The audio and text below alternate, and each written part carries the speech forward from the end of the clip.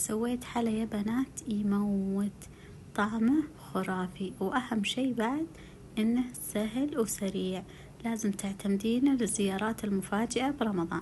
كل اللي تحتاجينه 3 مكونات بس. أول شي هذه عندي بوف باستري، نقطعها بهذا الشكل وندخلها الفرن لين تتحمر من فوق ومن تحت.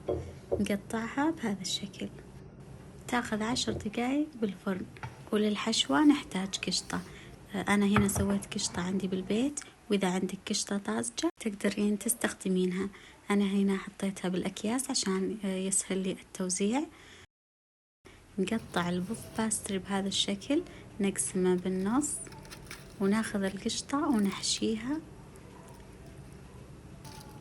خليكم كريمين شوي، نكثر الحشوة، وبعد ما نسكر الحشوة نزينها بالفستق بهذا الشكل. نغمس القشطة عشان يلزق الفستق عندي بهذا الشكل. نكرر الخطوات، نحشي القشطة ونغمسها بالفستق أو المكسرات المشكلة.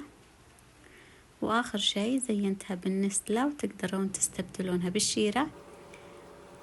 ونقدمها وبألف عافية عليكم.